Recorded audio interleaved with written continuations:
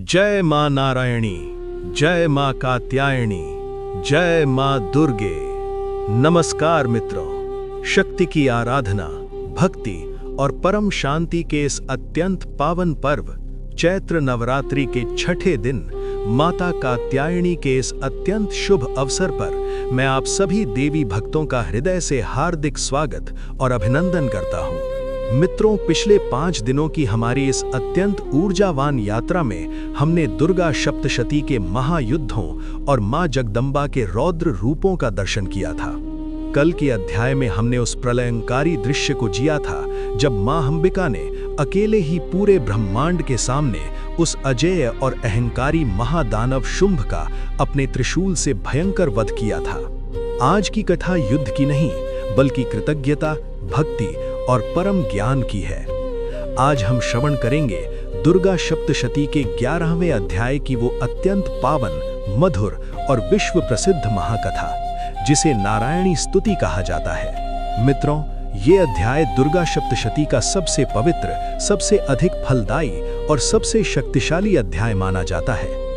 इस एक अध्याय में माता के विश्वव्यापी स्वरूप का ऐसा दर्शन है जो बड़े बड़े योगियों को भी दुर्लभ है। और आज की इस कथा के अंत में हम एक बहुत बड़ा रहस्य भी जानेंगे। हम सुनेंगे मां के वो भविष्य के अवतार जिनकी घोषणा स्वयं मां जगदम्बा ने देवताओं के सामने की थी। रक्तदंतिका, शाकंभरी, दुर्गा, भीमा और भ्रामरी, ये सब उसी एक परमेश्वरी मां के ही अलग अलग रूप हैं जो समय समय पर जब जब अधर्म बढ़ता है इस संसार और अपने भक्तों की रक्षा के लिए धरती पर साक्षात प्रकट होते हैं। तो आइए मित्रों, अपने अपने स्थानों पर स्थिर हो जाइए। दुनिया के सारे विचार त्याग कर अपने मन को पूरी तरह एकाग्र कीजिए। मां नारायणी के उस अत्यंत शांत और वरद मुद्रा वाले स्वरूप का ध्यान कीजिए और पूरी श्रद्धा के साथ सुनिए ये अत्यंत रहस्यमयी, ज्ञानवर्धक और भावपूर्ण महाकथा। जय माता दी। महर्षि मेधा ने राजा सुरथ और वैश्य समाधि को आगे की कथा सुनाते हुए कहा, हे राजन, रणभूमि में शुंभ और निशुंभ जैसे तीनों लोकों को रुलाने वाले महादानवों का अत्यंत भयंकर वध हो चुका था। उनका वध होते ही पूरी सृष्टि से मानो कोई बहुत बड़ा बोझ उतर गया। तीनों लोकों में शांति छा गई। तब स्वर्ग से उतारे गए इंद्रादि समस्त देवगण अग्निदेव को अपने आगे करके अत्यंत कृतज्ञता और प्रेम से भरे हुए उस रणभूमि में माता के सामने उपस्थित हुए और उन्होंने एक साथ मिलकर साष्टांग दंडवत करते हुए कात्यायनी देवी यानी मां अंबिका की अत्यंत मधुर स्तुति करना प्रारंभ किया। उन देवताओं के सफल मनोरथ होने से, अर्थात उनकी सभी इच्छाएं पूर्ण हो जाने से आज उनके चेहरों का तेज लौट आया था। उनका मुखमंडल खुशी और भक्ति से चमक रहा था। उनके शरीरों से निकलने वाले उस दिव्य प्रकाश से उस समय 10 दिशाएं पूरी तरह उद्भासित और आलोकित हो रही थीं। उन सभी देवताओं ने एक साथ समवेत स्वर में हाथ जोड़कर कहा, हे शरणागत की पीड़ा विनाशिनी देवी, यानी शरण में आए हुओं के दुख दूर करने वाली मां, आप हमारे ऊपर प्रसन्न हो। हे संपूर्ण विश्व की परम जननी, हे अखिल ब्रह्मांड की माता, आप हम पर अपनी कृपा दृष्टि करें और प्रसन्न हो। हे विश्वेश्वरी यानी विश्व की ईश्वरी, आपने महिषासुर और शुंभ जैसे राक्षसों को मारकर इस समस्त विश्व का परित्राण किया है। हे देवी, तुम ही इस निखिल ब्रह्मांड की एकमात्र अधिष्ठात्री और स्वामिनी हो। तुम्हारे बिना एक पत्ता भी नहीं हिल सकता। इस विश्व की आधारशिला, इसकी नींव केवल तुम ही हो, क्योंकि इस पृथ्वी के रूप में जो इस पूरे संसार का भार उठा रही है वो तुम्हारी ही तो अवस्थिति यानी तुम्हारे ही होने का स्वरूप है। हे देवी, तुम्हारा पराक्रम इस पूरे त्रैलोक्य में अत्यंत अतुलनीय है, इसकी कोई सीमा नहीं है। देवताओं ने अत्यंत गदगद कंठ से आगे कहा, हे जल स्वरूपिणी माता, तुम जल के रूप में नदियों और समुद्रों में स्थित होकर समस्त विश्व के प्राणियों की प्यास बुझाती हो और उन्हें जीवन एवं तृप्ति प्रदान करती हो। तुम भगवान विष्णु की अनंत बलशालिनी वैष्णवी शक्ति हो जिसके बल से सृष्टि चलती है। इस संसार की उत्पत्ति, पालन और संहार की कारण रूपिणी वो परम रहस्यमयी परा माया भी केवल तुम ही हो। हे देवी, तुम्ही ने अपनी उस महामाया से इस संपूर्ण जगत को, बड़े बड़े ज्ञानियों को भी मैं और मेरा के जाल में मोहग्रस्त कर रखा है। परंतु हे माता, जब तुम्हारी कृपा होती है, केवल तुम्हारी ही कृपा होने से कोई जीव इस नश्वर पृथ्वी पर रहकर भी सभी बंधनों से मुक्त होकर मोक्ष का अधिकारी बन जाता है। हे देवी, इस पूरे ब्रह्मांड में जितने भी ज्ञान हैं, जितने भी वेद और शास्त्र हैं, तुम्हारे उन भिन्न भिन्न रूपों में जगत की वे संपूर्ण विद्याएं निहित हैं, समाई हुई हैं। तुम ही ज्ञान रूपा हो। इस विश्व की समस्त नारियां यानी सभी स्त्रियां तुम्हारी ही प्रतिमूर्ति, तुम्हारा ही अंश और स्वरूप है। जो स्त्री का सम्मान नहीं करता, वह तुम्हारा अपमान करता है। हे जगत जननी, हे माता, तुमने ही इस संपूर्ण विश्व को अपने भीतर व्याप्त कर रखा है, समेट रखा है। अतएव इसलिए हमारी यह साधारण वाणी तुम्हारी स्तुति करने के लिए अत्यंत अकथनीय और असमर्थ है। हम तुम्हारे गुणों का पार नहीं पा सकते। तुम स्वर्ग प्रदायिनी यानी स्वर्ग देने वाली एवं मोक्षदायिनी यानी मुक्ति देने वाली के रूप में सर्वस्वरूपिणी हो। सब कुछ तुम ही हो। देवताओं ने माता के अलग अलग शक्ति रूपों को प्रणाम करते हुए अत्यंत मधुर स्वर में वह नारायणी स्तुति गाई। हे नारायणी देवी, तुम हंसारूढ़ होकर यानी हंस पर सवार होकर ब्राह्मणी यानी ब्रह्मा जी की शक्ति के वेश में कुश मिश्रित जल का प्रोक्षण करके शत्रुओं का नाश करती रहती हो। तुम्हें हमारा नमस्कार है। हे माहेश्वरी, शिव की शक्ति रूप से त्रिशूल, चंद्रमा एवं नागों की धारिणी यानी नागों को धारण करने वाली तथा वृषभ पृष्ठ यानी बैल की पीठ पर आरूढ़ होने वाली हे माहेश्वरी नारायणी देवी, तुम्हें मेरा साष्टांग प्रणाम है। मोरों तथा कुक्कुटों यानी मुर्गों से आवृत, हाथ में भयंकर शक्ति धारण करने वाली कौमारी रूप में स्थित हे निष्पाप नारायणी, तुम्हें मैं बार बार नमस्कार करता हूँ। अपने 4 हाथों में शंख, चक्र, गदा एवं शारंग यानी धनुष आयुध धारण करने वाली गरुड़ पर सवार वैष्णवी शक्ति संपन्ना नारायणी, तुम मुझ पर प्रसन्न हो। तुम्हें मेरा प्रणाम है। हाथ में भयंकर और चमकता हुआ चक्र लिए, जिसने अपनी दाढ़ों पर इस पूरी पृथ्वी को उठा लिया था, उस वाराही रूप वाली परम कल्याणकारिणी नारायणी, तुम्हें मेरा नमस्कार है। दानवों के भयंकर संहार में नृसिंह रूप से उद्यत तथा त्रैलोक्य रक्षिणी नारायणी, तुम्हें मेरा कोटि कोटि प्रणाम है। हे माता, तुम ही इस संसार में लक्ष्मी, लज्जा, महाविद्या, श्रद्धा, पुष्टि, स्वधा, ध्रुवा, महारात्रि तथा अविद्या रूपिणी हो। हे नारायणी, तुम्हें मेरा नमस्कार है। मेधा, सरस्वती, श्रेष्ठा, ऐश्वर्य स्वरूपा, पार्वती, महाकाली, संयमशीला तथा सर्व अधिष्ठात्री नारायणी, तुम्हें मेरा बारंबार नमस्कार है। हे सर्वरूपा, सर्वेश्वरी, सर्वशक्ति संपन्ना, दिव्य रूपा दुर्गे देवी, आप हमारी सभी भीतियों से हमेशा रक्षण करें। देवताओं ने अपनी आंखें बंद करके मां की उस सर्वव्यापकता का अत्यंत गहरा वर्णन किया।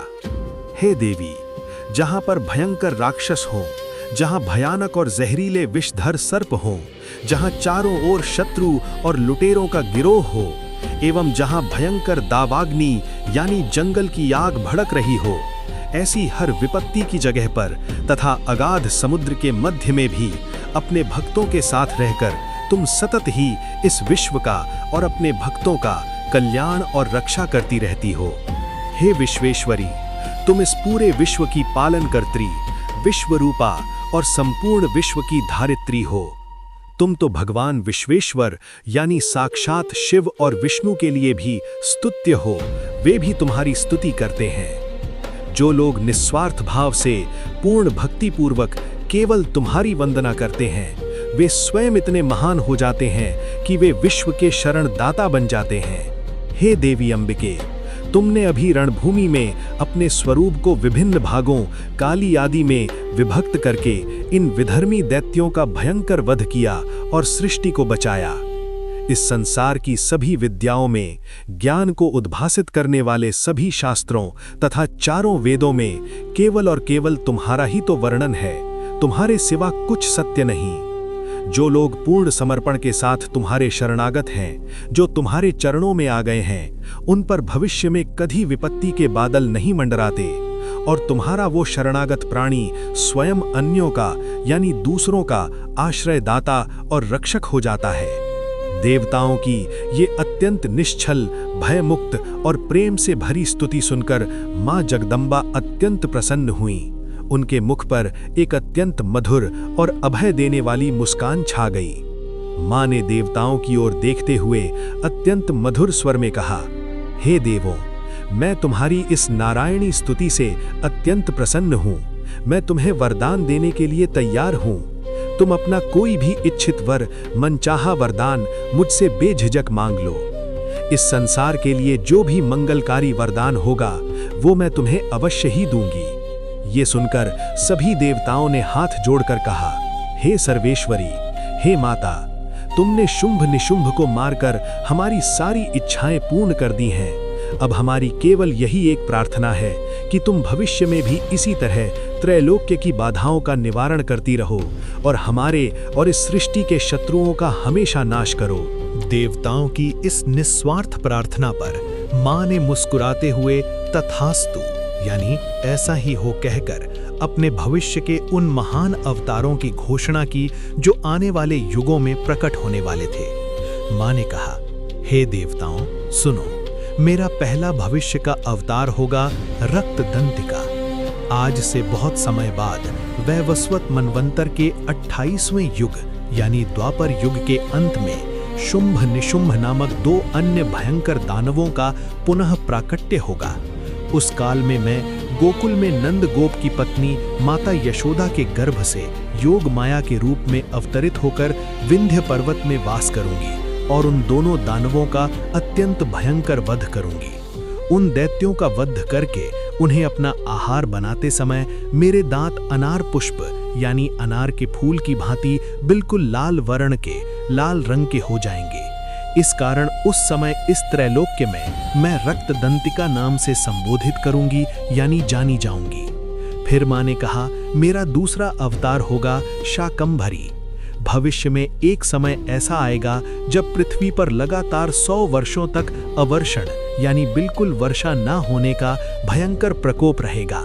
पानी की एक बूंद नहीं गिरेगी, हाहाकार मच जाएगा।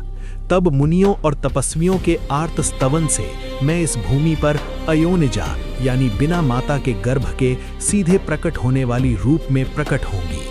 उत्पन्न होते ही मैं उन प्यासे और तड़पते मुनियों को अपने शत नेत्रों से 100 आंखों से करुणापूर्वक देखूंगी। तब सभी दानव और मनुष्य मुझे शताक्षी नाम से गुणानुवाद करेंगे यानी पुकारेंगे। हे देवों, उस भयंकर सूखे के समय मैं अपने ही शरीर से उत्पन्न शाकों द्वारा ही इस संपूर्ण विश्व का भरण पोषण करूंगी। जब तक वर्षा ना होगी तब तक वे प्राणी केवल मेरे द्वारा उत्पन्न उस शाक द्वारा ही अपना जीवन धारण करेंगे। मेरी इस पालनहार प्रक्रिया के कारण पूरी पृथ्वी में शाकंभरी नाम से मेरी बहुत बड़ी प्रसिद्धि होगी और उसी शाकंभरी अवतार से मैं दुर्ग नामक एक अत्यंत भयंकर और अजेय महादानव का वध करूंगी। दुर्ग दानव का वध करने के कारण इस संसार में मेरा नाम दुर्गा देवी के नाम से विख्यात होगा। मां ने आगे कहा, मेरा तीसरा अवतार होगा भीमा देवी। फिर जब मैं एक अत्यंत भीम यानी विशाल और भयंकर रूप बनकर तपस्वी मुनियों के रक्षार्थ यानी रक्षा के लिए हिमालयवासी भयंकर दानवों का भक्षण करूंगी यानी उन्हें खा जाऊंगी, उस समय सभी मुनि वर्ग भक्तिपूर्वक मस्तक झुकाकर मेरा स्तवन करेंगे। उस समय संसार में मेरा नाम भीमा देवी के नाम से विख्यात होगा। और अंत में मां ने कहा, मेरा चौथा अवतार होगा भ्रामरी।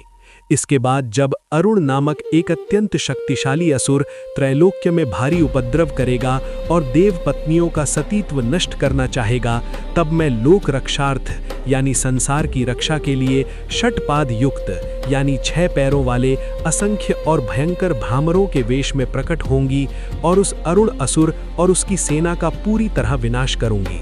उस समय सभी लोग मुझे भ्रामरी नाम से संबोधित करेंगे। हे देवताओं, इसी प्रकार मैं भविष्य में सदा ही जब जब आसुरी उत्पात होगा, जब जब अधर्म बढ़ेगा, तब तब अवतार धारण कर शत्रुओं का संहार करूंगी और इस सृष्टि की रक्षा करूंगी। यह मेरा अटल वचन है। मित्रों, आज की इस अत्यंत पावन नारायणी स्तुति और माता के अवतारों की घोषणा से हमें अपने जीवन के लिए एक बहुत ही महान, शक्तिशाली और सांत्वना देने वाला संदेश मिला है कि माँ जगदम्बा कभी भी किसी भी परिस्थिति में अपने भक्तों को अकेला, रोता हुआ या असहाय नहीं छोड़ती। चाहे जीवन में कितने भी 100 वर्षों का सूखा आ जाए, चाहे कितने भी भयंकर दुर्ग जैसे संकट आ जाएं, जब जब अधर्म और अन्याय बढ़ता है तो माँ हमारी पुकार सुनकर एक नए रूप में, एक नई ऊर्जा के साथ अवश्य प्रकट होती है। रक्तदंतिका, शाकंभरी, दुर्गा, भीमा, भ्रामरी, ये सब अलग अलग नहीं बल्कि उसी एक परम कृपालु माँ के ही अनेक रूप हैं। और माँ का ये अंतिम वचन हम सब भक्तों के लिए युगों युगों तक अमर है। मैं सदा ही आसुरी उत्पात होने पर अवतार धारण कर शत्रुओं का संहार करूंगी और तुम्हारी रक्षा करूंगी। तो आइए मित्रों, इस चैत्र नवरात्रि में हम भी उसी नारायणी स्तुति का स्मरण करते हुए माँ से प्रार्थना करें। हे नारायणी, हे शाकंभरी, हे दुर्गे, हमारे जीवन के सभी कष्टों का शमन करो और हम पर अपनी वो सौम्य और कृपालु दृष्टि सदा बनाए रखो। बोलिए जय मां नारायणी, जय मां दुर्गे, जय मां कात्यायनी। मित्रों, आज हमने मां की ये परम पावन स्तुति सुनी। कल इस नवरात्रि सीरीज के डे 7 के वीडियो में हम आपके लिए लेकर आएंगे दुर्गा सप्तशती का 12वां और 13वां अंतिम अध्याय। कल हम सुनेंगे कि राजा सुरथ और वैश्य समाधि को मेधा ऋषि से ये पूरी कथा सुनने के बाद क्या फल मिला और उन्होंने माता की कैसी तपस्या की। वह अत्यंत पुण्यमयी और अंतिम कथा आप तक सबसे पहले पहुंचे, इसके लिए अभी तुरंत चैनल को सब्सक्राइब करें और नीचे बनी बेल यानी घंटी को जरूर दबाएं। और इस पुण्य कथा को अपने परिवार और मित्रों के साथ अवश्य शेयर करें ताकि उन्हें भी माता का ये अमोघ वरदान प्राप्त हो। आप सभी का दिन मंगलमय हो।